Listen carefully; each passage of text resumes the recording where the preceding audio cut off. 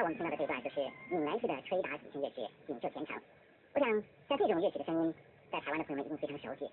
您可以感觉到，在很多庙会的时候，或者是有菩萨要出巡的时候，在前面的这个乐队所演奏的就是这一类的曲子。当然，这也就类似北管的声音了。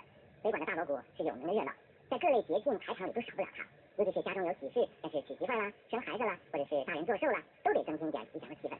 而闹听这一类的吹打呢，就在堂中响起了。